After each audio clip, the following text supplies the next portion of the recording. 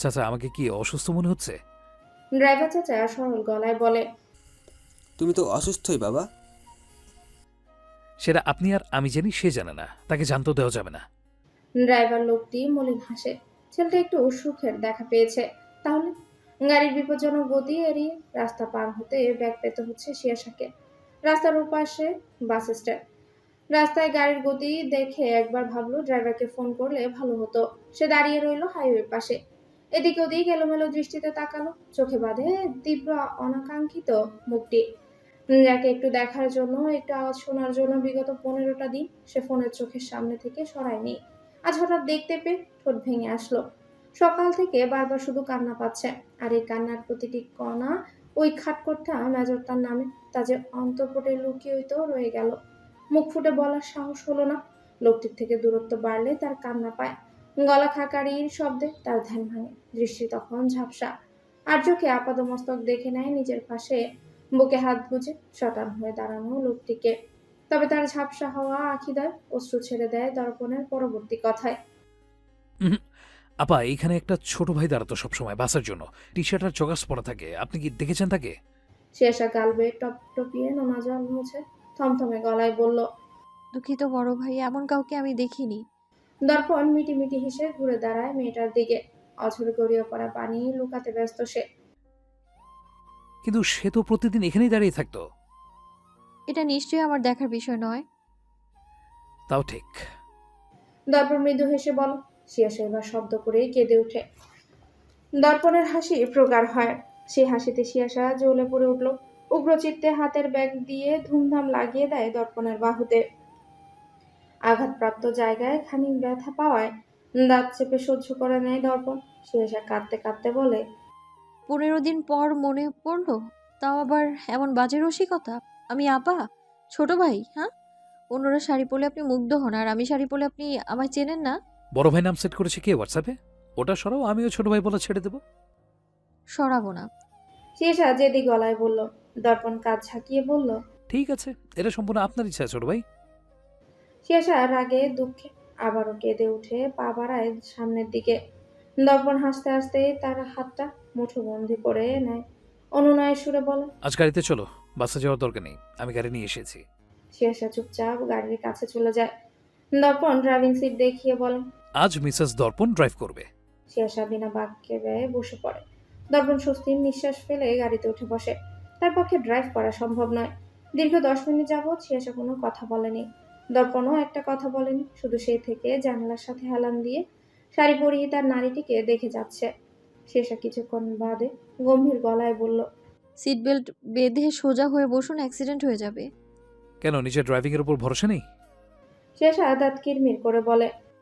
আমার ড্রাইভারের উপর ভরসা আছে, কিন্তু আপনার কপালের উপর নেই। ইচ্ছে করছে আপনাকে মেরে ফেলি আমি। শাড়ি পরিহিতা নারীটির উন্মুক্ত ফর্সা ওদর এমনিতেই আমাকে মেরে ফেলছে। গম্ভীর গলায় বলা কথাটি সহসা ব্রেক কষল শিয়া। তড়িঘড়ি শাড়ি ঠিক করে দর্পণের দিকে ক্রুদ্ধ দৃষ্টি নিক্ষেপ করে। এসেছে থেকে উল্টাপাল্টা কথা বলছে। এতদিন কোথায় ছিলেন? জরুরি কাজে ঢাকায় ছিলাম। কি জরুরি কাজ? শিয়াশার কৌতূহলী প্রশ্নে দর্পণের মুখশ্রী গম্ভীর হয়। গমগমে গলায় বলে। এইসব বিষয়ে এত কৌতূহল দেখাবে না, এগুলো জানা তোমার জন্য খুব বেশি প্রয়োজন নয়। শিয়াশার প্রচুর রাগ হয় সকলের কাছ থেকে এক উত্তর পেয়ে। সে কি বাচ্চা মানুষ নাকি, তাকে কিছু বলা যাবে না? অথচ বিরহ যন্ত্রণা তো সব থেকে সে বেশি ভোগ করে। বাকি পত্রকু আর একটাও কথা বলেনি শিয়াশা। বাচ্চারা অসুস্থ থাকলে সাইফ ঘরে ঘুমায় না, আশ্রমেই থাকে। আজও আশ্রমেই ঘুমোচ্ছে, তবে সাথে আশরাফও আছে। বাচ্চাদের ঘুম পাড়িয়ে সে নিজেদের ঘরে ঘুমানোর জন্য যায়। রুমে ঢুকতেই দেখে আশরাফ দুটো বোতল নিয়ে নাড়াচাড়া করছে। জাদ্রেল শ্বশুরের বিগড়ে যাওয়া ছেলে এগুলো তাকে দিয়ে আনিয়েছে অস্ট্রেলিয়া থেকে। সাইফকে দেখতেই আশরাফ চমৎকার টেরি হাসি দেয়, আর সেটা ভ্রু নাচায়। জমে যাবে আজ দুলাভাই। সাইফ তেরছা চোখে তাকায়। করিডোর পেরিয়ে মাঠের মধ্যমণি জায়গাটা দেখিয়ে বলে। তোমার আপা এসে জুতো খুলে পেটাবে। আশরাফের চেহারায় অসন্তোষ ফুটে ওঠে। বিকৃত কণ্ঠে বলে। নিজেকে অত ভালো প্রমাণ করো না দুলাভাই। আপার সামনে বসে তুমি সফট ড্রিঙ্কস বলে এগুলো খাওনি। সাইফ শার্ট খুলে টি শার্ট পরতে পরতে বলে। ততক্ষণ তোমার পাপা ছিল, তাকে খুব সহজে বোকা বানানো গিয়েছে। দুটো চুমু দিলে সে দুনিয়া ভুলে যেত, কিন্তু এখন তোমার আপা যে দারোগা রেখে গিয়েছে আমার পাহারা, তাকে দুটো চুমু দিলে মানবে না, বরং চরিত্রহীন মাদকাসক্ত ট্যাগ লাগিয়ে জেলে ঢুকিয়ে দেবে। চরিত্রহীন শুনতেই আশরাফ বুঝে যায় দুলাভাই কার কথা বলছে। বাবা তো আসবে যে কোনো সময়। সে মুখ কালো করেই বলে, তাহলে কি খেতে পারবো না? ওগুলো চোখের সামনে এনেছো আর খাবো না এত ভালো এখনো হয়নি। দাঁড়াও জাদ্রেল, শ্বশুরকে টুপি পরানোর বুদ্ধি আমার কাছে আছে। কর্মজীবনেও সে সেনাপ্রধান হয়ে আমার মতো মেজরের সাথে পেরে উঠতো না বুদ্ধিতে, তাই ইগোতে বাত্ত প্রচুর। সে যাই হোক, হন্য হয়ে খুঁজতো। আমি সেই তথ্য আরও 2 সপ্তাহ আগে কালেক্ট করে বসে থাকতাম। সাহেব বাচ্চাদের ফ্রিজ ঘাঁটতে ঘাঁটতেই বলল। আশরাফ খ্যাক খ্যাক করে হেসে ওঠে দুলাভাইয়ের কথায়। হাসতে হাসতেই বলে, বাচ্চাদের ফ্রিজে কি খুঁজছো? সাহেব জবাব দেয় না, দুটো খালি জুসের বোতল বের করে নিয়ে আসে। আশরাফ হা হয়ে তাকিয়ে থাকে। তার দুলাভাই মহাদুষ্ট। পাপার সাথে কি শুধু শুধু বাদে? দুই বুদ্ধিমান এক জায়গায় হলে ঠোকাঠুকি তো হবে। আশফাক আহমেদ সবকিছু পরিদর্শন করে এলেন ঠিক 10 মিনিট পর। এসেই খানিক বিরক্তির প্রলেপ পড়ল তার মুখে। বুড়ো বুড়ো দুই দামড়া ছেলে বাচ্চাদের জুস খাচ্ছে, কাজে কর্মে বাচনভঙ্গি একদম চার্লির। পুরুষ মানুষ হবে স্ট্রং ব্যক্তিত্বের, তা না। এই সাইফ আশরাফ দুটোই এক জাতের। কোনো কিছু নিয়ে সিরিয়াসনেস নেই তাদের। বিরক্ত হয়ে কোনো কথা না বলেই চলে গেল সে। সাইফ আশরাফ ফিক করে হেসে ওঠে জাদ্রেল সেনাপ্রধানকে বোকা বানাতে পেরে। জীবনের কাছে, সততার কাছে, নিজের আত্মবিশ্বাসের কাছে চরমভাবে হেরে যাওয়া এক সৈনিক সাইফ। কেউ জানে না সেই সাহসী বীরটি কেন হেড ডাউন করে পদত্যাগ করেছিল।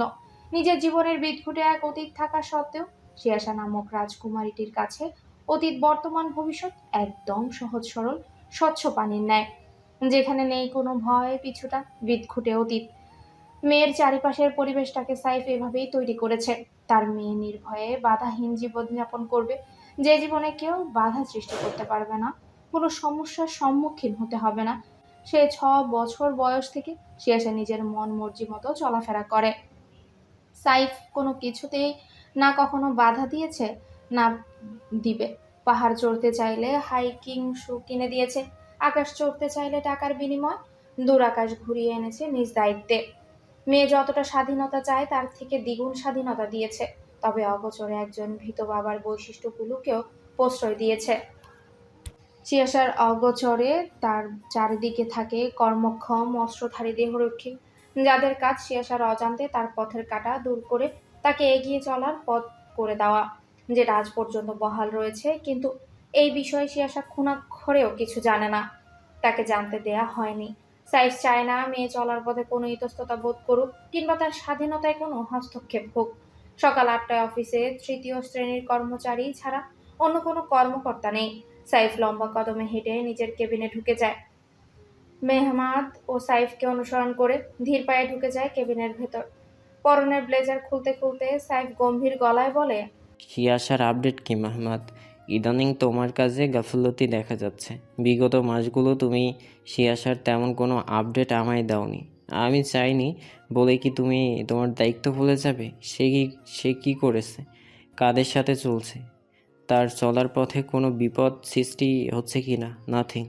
মেহমাদ দৃষ্টি চুরি করে মিনমিনে গলায় বলে, স্যার, ম্যাম তো সব সময় যেমন চলতো, হাসি খুশি প্রাণবন্ত, এদিক সেদিক বনে জঙ্গলে পাহাড়ে বাচ্চাদের নিয়ে ঘোরাফেরা করা আর হাসপাতাল, সেরকমেরই করছিল। কিন্তু সাইফ ক্ষিপ্ত হয়ে গেল মেহমাদের মিনমিনে কণ্ঠে। কিন্তু কি মেহমাদ? তার চলাফেরা বাচনভঙ্গি পরিবর্তন দেখা যাচ্ছে। এর কারণ কি? এটা আমি জিজ্ঞাসা করার পর তুমি আমায় বলবে। মেহমাদ শুকনো ঢোক গিলে বলে, না স্যার, আমি বলতেই যাচ্ছিলাম আপনাকে, কিন্তু তার আগেই আপনি অস্ট্রেলিয়া চলে গিয়েছেন, তাই আপনাকে আমি মেল করেছিলাম। Come to the point Mehmad. Saif বিরক্ত হয়ে বলল। মেহমাদ হাতের ফাইলটা খামসহ এগিয়ে দেয় মেহমাদের দিকে। ক্রুদ্ধ দৃষ্টি নিক্ষেপ করে সাইফ ব্যস্ত হাতে খামটি হাতে নেয়। খামটি খুলতেই বেরিয়ে আসে বেশ কিছু ছবি। অমনোযোগীভাবে ছবিগুলোতে চোখ দিলেও পরবর্তীতে তার পূর্ণ মনোযোগ কেড়ে নেয় ছবিগুলো। সাইফ থমকে যায়। সে আচম্বিত দৃষ্টিতে একবার মেহমাদ আর একবার ছবিগুলোর দিকে তাকায়। নিজেরই চোখকে বিশ্বাস করাতে পারছে না সে। নিজের চোখকে মিথ্যে প্রমাণ করার প্রয়াসেই তড়িৎ গতিতে একটা ছবি। পরপরই সবগুলো ছবি উন্মাদের মতো উল্টে পাল্টে দেখতে লাগলো। কখনো বাসের সিটে হাস্যোজ্জ্বল চেহারা নিয়ে কথা বলছে সিয়াসা দর্পণ, তো কখনো শাড়ি পরিহিতা কান্নারত মেয়েটি দর্পণের দিকে ব্যথিত দৃষ্টিতে তাকিয়ে আছে। সাইফ ছবির নিচে থাকা ডেট দেখে 5 মাস আগের থেকে গতকাল রাত পর্যন্ত সব ছবি এখানে আছে। হাত বাড়িয়ে একটা ছবি হাতে নেয়, যেখানে সিয়াসা দর্পণের বাহুডোরে কিছুটা দূরেই আশরাফ গান হাতে কাউকে শুট করছে। দেহ মস্তিষ্ক প্রায় অচল, নিসার হয়ে আসে সাইফের। হাত পা অস্বাভাবিকভাবে কাঁপতে শুরু করে। সিয়াসাকে কারো গানের মুখে দাঁড়িয়ে থাকতে দেখে চোখের সামনে সবকিছু ধূসর বর্ণের হয়ে আসছে। নিজের উপর থেকে কন্ট্রোল হারাতে দেখে সাইফ দুহাতে মাথা চেপে ধরে। সকালে এখন পর্যন্ত খায়নি, তাই হয়তো প্রেশার ফল করেছে। কোনো মতে নিজেকে সামলে কম্পিত গলায় বলে, এরকমটা কি করে হতে পারে মেহমাত? সিয়া আমার সিয়া দর্পণের সাথে কি করেছে? দর্পণ আমার মেয়েকে এইভাবে জড়িয়ে ধরে আসছে কেন? আর ওই লোকটা আমার মেয়ের কাছে কিভাবে পৌঁছাতে পারে? তুমি কোথায় ছিলে? আমার মেয়ের দিকে বন্দুক তাক করে কোন সাহসে? আশরাফ, এসব কি হচ্ছে? বলে সাইফ চিৎকার করে উঠল। টেবিলের উপর থাকা ল্যাপটপ সহ সরঞ্জামে ততক্ষণে সজোরে দেয়ালে বাড়ি খেয়ে চুরমাচুর হয়ে গেছে। শরীর ভারসাম্যহীন হয়ে পড়ছে সাইফে। উদ্ভ্রান্তের মতো আচরণ শুরু করেছে সে। মেহমাদ অবিচল নত মস্তিষ্কে দাঁড়িয়ে আছে। সাইফ আবারও প্রশ্ন করে, সিয়াসা দর্পণের সাথে কি করেছে মোহাম্মদ? স্যার, তারা একে অপরকে ভালোবাসে। আর নববর্ষের দিন ম্যাম মেজর দর্পণের সাথে সাঙ্গু নদীর তীরে অনুষ্ঠানে গিয়েছিল। মেহমাদ তোতলাতে তোতলাতে মিনমিন করে বলে। সাথে সাথেই একটা ফ্লাওয়ার বাস তীব্র বেগে ধেয়ে আসলো। মেহমাদ ছিটকে সরে যায়। আজ তার চাকরি যাবে নয়তো প্রাণ, এটা সে নিশ্চিত। তাই সাইফ তেড়ে এসে মেহমাদের কলার চেপে ধরে হিসিয়ে বলে, তুমি জানো না সাঙ্গু নদীর তীরে প্রতি বছরই হামলা হয়? হ্যাঁ, তোমায় আমি বলিনি, তাহলে জানা সত্ত্বেও সিয়াকে আটকালে না কেন? মেহমাদ ভয়ার্ত কণ্ঠে বলে, স্যার, আপনি তো বারণ করেছিলেন ম্যামের সামনে কখনো না যেতে। আর তাছাড়া আমরা ম্যামের কিছু হতে দিতাম না। আরশাদ স্যার না আসলে আমরাই ম্যামকে সেভ করতাম। সাইফ ঝাড়া মেরে ছেড়ে দেয় মেহমাদকে। অশান্ত উত্তেজিত বদনে টেবিল আঁকড়ে দাঁড়িয়ে থাকে। খানিকক্ষণ বাদে অত্যাধিক পরিমাণে শীতল কণ্ঠে জিজ্ঞাসা করলো, 5 মাস আগের ঘটনা, সেটা তুমি আমায় আজ বলছো? স্যার, আমি ভেবেছিলাম মেজর দর্পণ এহসান আপনাদের ফ্যামিলি ফ্রেন্ড। আপনাদের সকল অনুষ্ঠানে তাকে দেখেছি। আর আপনাদের বাড়িতেও তো যাওয়া আসা ছিল। তাই আমি ভেবেছি হয়তো একটা ভালো সম্পর্ক রয়েছে আপনাদের সাথে, তাই ম্যামের সাথে দেখা করত। কে আমার ফ্যামিলি ফ্রেন্ড, কে আত্মীয়, এটা দেখার বিষয় তোমার নয় মেহমাত। তোমার কাজ শুধু সিয়াসা ইজ অ্যান্ড এভরি আপডেট আমায় দেওয়া। এত কিছু হয়ে গেল আর আমি আমার মেয়েটা। সাইফের শ্বাস উঠে যায়। যার সুরক্ষার জন্য সে নিজের ফ্যাশন আত্মগুরুর সততা ত্যাগ করে কাপুরুষের মতো বেঁচে আছে, আজ সে নিজে থেকেই এই জঘন্য চক্রে জড়িয়ে গেল। তখনই তার ফোনে টুম করে শব্দ হয়। সাইফ ঝাপসা দৃষ্টিতে টেবিলের উপর রাখা ফোনে দেয়, যেখানে চিরচেনা একটা অ্যাকাউন্ট ভেসে উঠেছে। এত বছর পর আবারও সেই ঘৃণ্য মুখটি কেন আসলো তার জীবনে? সে কম্পিত হাতে ফোনটি তুলে নেয়। মেসেজটি ওপেন করতে দেখা মিলে পরিচিত মুখটির সাথে সিয়াসার হাস্যোজ্জ্বল ছবি। অবহেলায় পড়ে যায় ফোনটি সাইফের হাত থেকে। টেবিল ছেড়ে সোজা হয়ে দাঁড়ালে চেতনা লোপ পায়, দেহভর ছেড়ে দেয়। সশব্দে মাটিতে লুটিয়ে পড়ে এক অসহায় বাবার দেহ। মেহমাদ চেঁচিয়ে উঠল, স্যার বলে। মেজর অলিউল্লাহর হন্তদন্ত হয়ে সাইফের কেবিনে ঢুকলো। সাইফকে এইভাবে পড়ে যেতে দেখে সে বিমূঢ় হয়ে যায়। ছুটে গিয়ে আঁকড়ে ধরে বসে পড়ে মেঝেতে। গালে অনবরত থাপ্পড় দিতে দিতে বলে। মেহমান মেজর অলিউল্লাহ সাইফকে ধরে কাউচে শুয়ে দেয়। মেজর অলিউল্লাহ তড়িঘড়ি পানি ছিটিয়ে দেয় সাইফের মুখে, কিন্তু সাইফের কোনো সাড়া পাওয়া যায় না। সে তৎক্ষণাৎ ডাক্তারকে ফোন করে। মেহমাদের দিকে তাকালে সে কাচুমাচু করছে, চোখে মুখে ভয়। মেজর অলিউল্লাহ থমথমে কণ্ঠে জিজ্ঞাসা করে। মেহমাদ কাচুমাচু করে ছবিগুলো এগিয়ে দেয়, বলে, স্যার, বেশি রেগে গিয়েছিল, তাই হয়তো জ্ঞান হারিয়ে ফেলেছে। মেজর অলিউল্লাহ ছবিগুলো দেখতেই তার দেহাবয় শান্ত হয়ে যায়। অজানা ভয়ে দেহ শিউরে ওঠে আশরাফের গানের নিচে নাফিসকে দেখে। তাদের ঘিরে যে আবারও ইতিহাস পুনরাবৃত্তি হচ্ছে, কিন্তু সবসময় তাদের ঘিরেই কেন?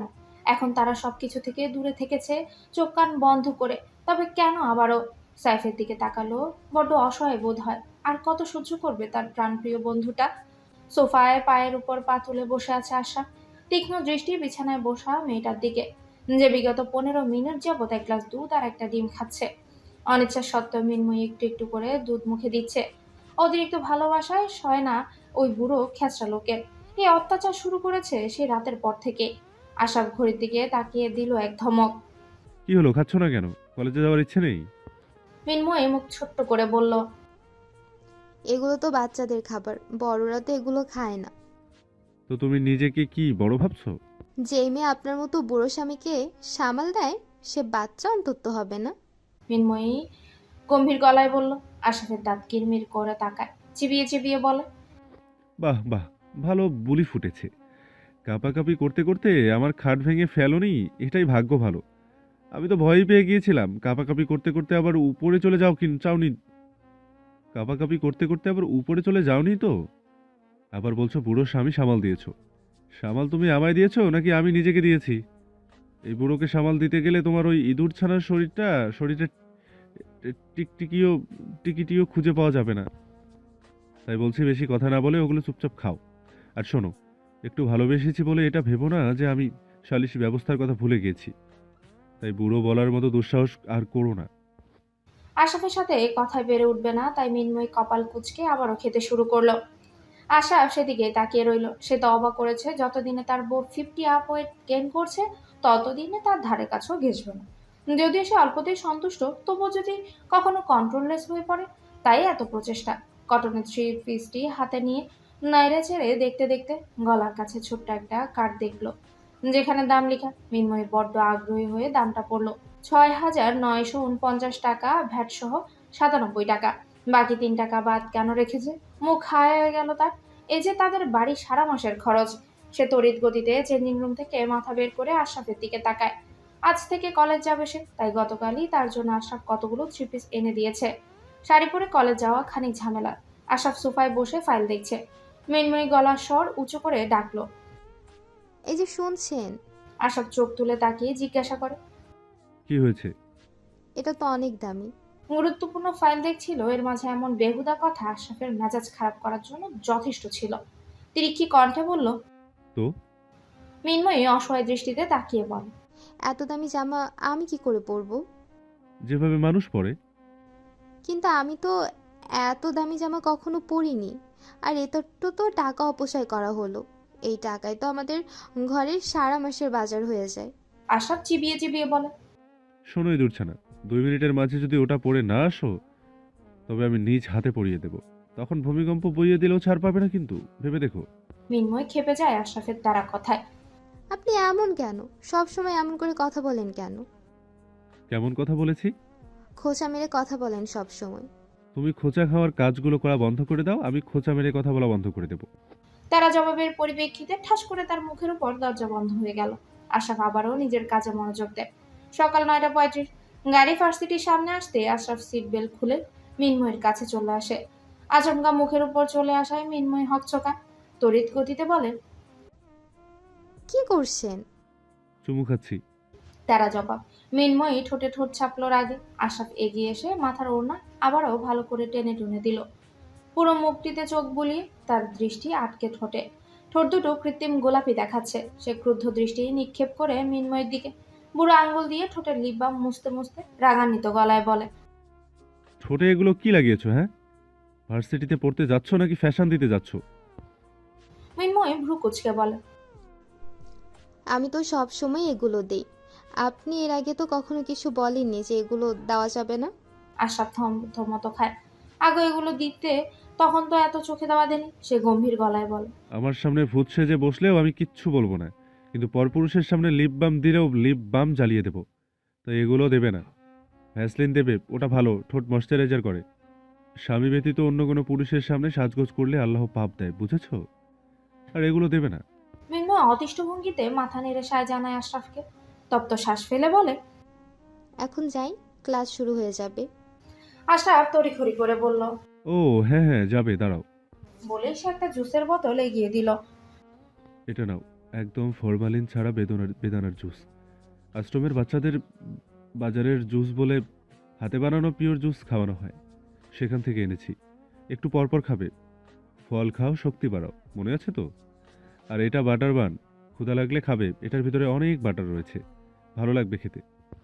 বান্দরবানের সবচেয়ে বড় মিষ্টির দোকানে এটা তৈরি করে, আর কোথাও পাওয়া যায় না।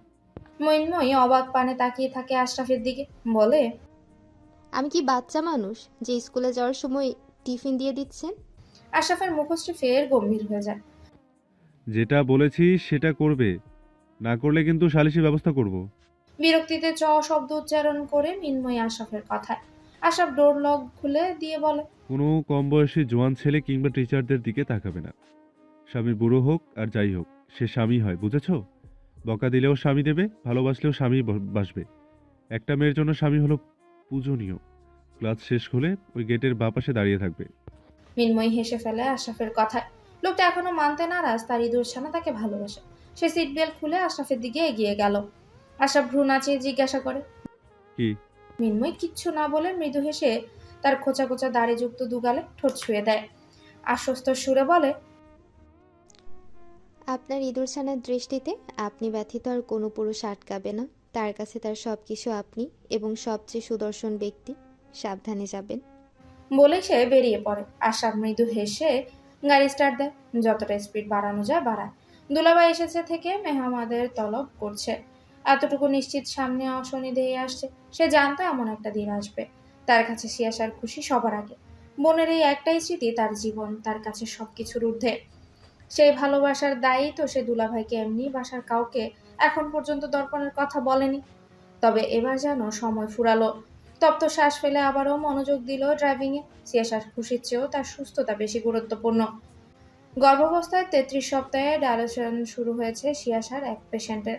এ কারণেই তাকে তাড়াতাড়ি হাসপাতালে আসতে হয়েছে। এমার্জেন্সি সি সেকশন করতে হয়েছে। প্রিমেচিওর বেবি, তাই 10 দিন অবজারভেশনে রাখতে হবে। সিয়াসা ওটি থেকে নিজের কেবিনে আসলো 10:30টায়। আসার সময় বাবা চিকেন বান কিনে দিয়েছিল। গাড়িতে বসে সেটাই শুধু খেয়েছে, আর কিচ্ছু খায়নি। ক্ষুধা পেয়েছে, আয়াকে বলল নাস্তা নিয়ে যেতে কেবিনে। একটু পরে আবার কতগুলো আল্ট্রাসোনোগ্রাফি করতে হবে। নাস্তা করতে করতেই সে দর্পণকে ফোন দেয়। পাষাণ লোকটা তাকে যেন তেন ভাবে ইগনোর করছে। গতকাল খুব একটা কথা হয়নি তার মধ্যে, কথা বলে তাও উল্টাপাল্টা কথা বলেছে। বাকি পত্রকও শুধু তাকে দেখে গেছে। জীবনে সবার কাছে ফার্স্ট প্রায়োরিটিতে থাকা মেয়েটার কাছে এই অবহেলা সহ্য করার ক্ষমতা নেই। তাও যদি হয় প্রেমিক পুরুষের থেকে। বিশালাকার আলিশান ফ্ল্যাটটির কোনায় কোনায় নিস্তব্ধতা, একাকিত্বতা, শূন্যতার আধিপত্য। দানবাকৃতির কামরাটি, দানবাকৃতির বিছানায় বেহুশের মতো শুয়ে আছে দর্পণ। এসির শাঁসা শব্দ ভেসে আসছে। বলিষ্ঠ দেহটি কাঁপছে শীতে, তবু এসি বন্ধ করার ক্ষমতাটুকু নেই। গতকাল তাৎক্ষণিক ওষুধের প্রভাবে গভীর ক্ষতর রুহু কাঁপিয়ে তোলা ব্যথা অনুভব করতে না পারলেও আজ যেন তা পুরোপুরি কাবু করে নিয়েছে বলিষ্ঠ দেহের শক্তি, সামর্থ্যবান পুরুষটিকে। অনেকক্ষণ যাবৎ কামরার নিস্তব্ধ ভঙ্গ করে চলেছে মানব তৈরি যন্ত্রটি। লাগাতার শব্দ দূষণে যে ভেসে আসছে কারো সুমধুর কণ্ঠ। অবচেতন মনে ওই নারীটির কণ্ঠ ছাড়া আর কিছুই আসছে না। দর্পণের হুঁশ ফিরে ধীরে ধীরে। বহু কষ্টে নিজের চোখ দুটো খুলতে সফল হয় দর্পণ। চেতনা মস্তিষ্কে কাজ করছে না। সে কোথায় আছে, কেন আছে, চারিদিকে এত অন্ধকার কেন? 10 মিনিট পর ধীরে ধীরে চেতনা ফিরে। প্রায় দর্পণ অবু হয়ে শুয়ে আছে সে। ফোনের রিংটোন বাজছে। নড়াচড়ার বিন্দুমাত্র শক্তি দেহে না থাকায় ওভাবেই পড়ে রইল। দেহের একটা কোষ সহ চোখের পাতা পর্যন্ত অসহনীয় ব্যথা। চোখ খুলে রাখতে পারছে না সে। এমন সময় কে ফোন দেবে? পার্সোনাল ফোন বাদে সব ফোনগুলোই তো বন্ধ। সিয়াসা ব্যতীত আর কারো কাছেই তো তার পার্সোনাল নাম্বার নেই। দেহে একটু শক্তি সঞ্চয় হয়। মেয়েটার একটু সান্নিধ্যের প্রচুর প্রয়োজন বোধ করলেও মুখ পর্যন্ত আসতে দেয় না সেটা। তার থেকে দূরত্ব মেয়েটার জন্য মঙ্গলজনক। তবুও ওই কণ্ঠস্বর শোনার লোভ সামলাতে পারল না সে। ফোনের আলো ঠিকরে বেরোতেই সে চোখ বন্ধ করে নেয় চোখের ব্যথায়। সিয়াসার ভ্রু কুচকে যায় দর্পণের এমন করা। সে খাওয়া রেখে ফোন কাছে আনে। চিন্তিত কণ্ঠে বলে, কি হলো, আপনি এমন করলেন কেন? চোখ মুখ এত শুকনো কেন? এখনো ঘুমাচ্ছেন? বেলা 11টা বাজে। শরীরে অসহনীয় ব্যথায় বাকশক্তি লোপ পাওয়ার জোর। দর্পণের থেকে কোনো উত্তর না পেয়ে সিয়াসা উদ্বিগ্ন হয়ে পড়ে। এত অন্ধকার কেন? আপনি কি অসুস্থ? কি হয়েছে? আলো সহ্য করতে না পেরে দর্পণ ফোনটা কেটে দেয়। আবারও অডিও কল দিয়ে ফোনটা কানের উপর রাখে। ভেসে আসে সিয়াসার উদ্বিগ্ন কণ্ঠ। রুক্ষ শুষ্ক খড়খড়ে ওষ্ঠপুটে দুর্বল হাসি ফুটে ওঠে। কি হলো, কথা বলছেন না কেন? কি হয়েছে? সিয়াসা আবারও জিজ্ঞেস করে। দর্পণ মৃদু স্বরে বলে, কসম fever, nothing serious, don't worry. Doctor দেখিয়েছেন? ক্যান্টনমেন্ট থেকে সকালে ডাক্তার এসেছিল। বদ্ধ নেত্রে বলল দর্পণ। ও আচ্ছা, আমি আসি। নো, তোমার আসার দরকার নেই। একটু জ্বর এসেছে, বিকেলের মধ্যে ঠিক হয়ে যাবে। অপর থেকে কোনো উত্তর আসলো না। দর্পণও আর কথা বলতে পারলো না, ফোনটা কেটে দেয়। মিনিটের মাঝে ঘুমে তলিয়ে যায়। ফ্যাচ ফ্যাচ করে কাদার শব্দ কানে আসতেই দর্পণের কান সচকিত হলো। ঘুম ছুটে যায়। ব্যথাতুর দৃষ্টি এদিক ওদিক নিক্ষেপ করতে পিঠের গজ কাপড়ে টান পড়ে। অসহনীয় ব্যথায় সে চোখ মুখ কুচকে ব্যথাতুর শব্দ করে উঠল। তৎক্ষণাৎ ভেসে আসলো কান্নারত শব্দ। আরেকটু, আরেকটু হয়ে গিয়েছে, আমি ধীরে ধীরে করছি। সিয়াসা জোরে জোরে ফু দিতে লাগলো পিঠের আঘাতপ্রাপ্ত জায়গাটিতে। দর্পণ অবাক হয়ে ঘাড় ঘুরিয়ে তাকায় হাঁটু কেড়ে বসা কান্নারত শাড়ি পরিহিতা মেয়েটার দিকে। মেয়েটা কাঁদছে, চোখ মুখ লাল বানিয়ে ফেলেছে। সে তবুও কাঁদছে। গম্ভীর জড়ানো গলায় সুধা। তুমি এখানে কেন? আসতে বারণ করেছিলাম না আমি? সিয়াসা জবাব দেয় না। নিজ কর্মে ব্যস্ত সে। পিঠের ব্যান্ডেজ পরিবর্তন করছে। রক্তাক্ত গজ কাপড়টা ডাস্টবিনে ফেলতেই সে আরো ফুপিয়ে উঠল। 1.5 ইঞ্চির মতো ছুরি দাবিয়ে দেওয়া হয়েছে। লম্বা আঘাত। রক্তাক্ত মাংস হা হয়ে আছে। তিরতির করে কাঁপতে শুরু করলো উষ্ঠদর। ধীরে ধীরে সেই জায়গাগুলোতে অয়েন্টমেন্ট লাগিয়ে ব্যান্ডেজ করে দিতে লাগলো। কাজ টাজ ফেলে ছুটে এসেছে সে। জ্বরে একা সারাদিন না খেয়ে পড়ে থাকবে ভেবে এসেছিল, কিন্তু এসেই দেখে পুরো পিঠ সহ ডান হাত ব্যান্ডেজ করা, যেগুলো রক্তে ভিজে উঠেছে। নিজেকে ধরে রাখতে পারেনি। দর্পণ নামক রোগীর কাছে সিয়াসা নামক স্ট্রং ডাক্তারটি বড্ড দুর্বল। ভেসে আসলো কান্নারত শাসানো কণ্ঠস্বর। খবরদার, নলি কিন্তু মেরে ফেলবো এই ব্যথা জায়গায় আরেকবার ব্যথা দিয়ে। দর্পণ দুর্বল হেসে উঠল। সিয়াসা নিজের মতো করে কান্নারত গলায় বলতে শুরু করলো। এর জন্যই গতকাল ড্রাইভ করতে চাননি, তাই না? আমাকে একটু বলা যায় না? পিঠের এই অবস্থা নিয়ে মানুষ আইসিইউ থেকে 2 সপ্তাহে বের হয় না, আর উনি প্রেম করতে গিয়েছে। পিঠের একটু জায়গা বাকি নেই যেখানে দাগ নেই। এমন কাজ কেন করতে হবে? করার দরকার নেই। আমায় যেমন রাখবেন আমি তেমনটাই থাকবো, তবু এইসব প্রাণঘাতী চাকরি করার দরকার নেই। আমি ইনকাম করে খাওয়াবো, আপনাকে ছেড়ে দিন প্লিজ। হঠাৎ করে নিস্তব্ধ ঘরে নিস্তব্ধতা ভাঙে দর্পণের উচ্চস্বরের হাসিতে। শুয়ে শুয়ে হাসছে সে। সিয়াসা অসহায় দৃষ্টিতে তাকায়। তার কোনো কথা কখনোই কানে তোলে না লোকটা। দর্পণ হাসতে হাসতেই তাকায় চিন্তায় আচ্ছন্ন মুখটার দিকে। রাজ্যের মায়া ওই মুখটাতে। তার জন্য কাঁদছে। ভাবতেই শরীরের অর্ধেক ব্যথা যেন ফিকে হয়ে আসে। সিয়াসা ব্যান্ডেজ করে মুখ চোখ উঠে সিয়াসা ব্যান্ডেজ করে দিয়ে চোখ মুছে উঠে দাঁড়ায়। দর্পণের সামনে বেড আঁকড়ে মেঝেতে বসে। সরু ওই চোখ দুটো নিবদ্ধ হয় তার উপর। দর্পণ মৃদু হেসে সিয়াসার এক হাত টেনে নিজের গালের নিচে চেপে ধরে হাতের উপর চোখ বন্ধ করে শুয়ে থাকে। গায়ের অসহনীয় উত্তাপ অনুভব করতে পেরে সিয়াসার বুকের ভেতরটা মোচড় দিয়ে ওঠে। পৃষ্ঠধস পুরো রক্তাক্ত ক্ষত বিক্ষত, সাথে এমন হাড় কাঁপানো জ্বর। লোকটা বেঁচে আছে কি করে? অস্থিরভাবে দুহাতের আজলায় পুরুষালী মুখটি ছুঁয়ে দিতে শব্দ করে কেঁদে উঠল সিয়াসা। এতটা অসুস্থ অথচ তাকে একবারও মুখ ফুটে বলেনি। দর্পণ নিভু নিভু চোখ মেলে তাকায়। নরম হাতটা আরেকটু শক্ত করে আঁকড়ে ধরে মৃদু কণ্ঠে শুধায়। ডাক্তাররা কখনো রোগীকে দেখে কাঁদে? এই রোগী যে ডক্টরের ব্যক্তিগত রোগী। দর্পণ হেসে ওঠে, বলে, এত কান্না করে না। এর থেকেও গভীর জখম নিয়ে একা একা থেকেছি, তখন কিচ্ছু হয়নি। আর এখন তো ব্যক্তিগত ডাক্তার সাথে রয়েছে, আরো তাড়াতাড়ি সুস্থ হয়ে যাব। সিয়াসা শোনে না। কান্নারত জেদি গলায় বলে, আমি আজকেই পাপাকে সব বলে দেব, আপনার কাছে চলে আসবো। Then it will be our last meeting. সিয়াসার কান্না থেমে যায় দর্পণের কথায়। প্রকৃতি থেকে দূরত্ব বাড়বে এমন কিছু করা তার দ্বারা সম্ভব হবে না। আলগোছে আর মিস শার্ট চুলগুলোতে হাত বুলিয়ে জিজ্ঞেস করে, সকালে কিছু খেয়েছিলেন? Protein shake. দর্পণ চোখ বন্ধ করেই বলল। সিয়াসা ক্ষেপে যায়। ধপ করে উঠে দাঁড়িয়ে রাগান্বিত গলায় বলে, জান যায়, প্রোটিন শেক না যায়। পেট ভরে খেয়ে ঔষধ খেতে হবে, তো সেই খেয়ালটুকু নেই উনি ফিটনেস ঠিক রাখছে। বলতে বলতেই সে রুম থেকে বেরিয়ে যায়। আবার সাথে সাথেই ফিরে এলো রুমে। এসি বন্ধ করে বলল, শুয়ে থাকুন, আমি কিছু রান্না করে আনছি, খেয়ে ওষুধ খাবেন। রান্না করে যেও না সিয়া। দর্পণ দুর্বল গলায় বলে উঠে। মেয়েটা ততক্ষণে বেরিয়ে গেছে। অগত্যা নিজের ব্যথাতুর দেহ টেনে তুলে দর্পণ, কিন্তু উঠে দাঁড়াতেই চারদিকে অন্ধকার হয়ে আসে। মাথাটা চক্কর দিয়ে উঠতেই দর্পণ মাথা আঁকড়ে ধরে বসে পড়ে। কিয়ৎকাল মাথা চেপে ধরে বসে নিজেকে সামলায়, পুনরায় উঠে দাঁড়ায় এবং দুর্বল পায়ে এগিয়ে যায় রান্নাঘরের দিকে। কোমরে আঁচল গুজে কাজ করতে নেমে পড়েছে সে। ক্যাবিনেট থেকে একজোড়া জুতা নিয়ে এগিয়ে যায় রান্নাঘরের দিকে। সিয়াসা দর্পণকে দেখিয়ে চেঁচিয়ে উঠল, অসহায় কণ্ঠে শুধায়,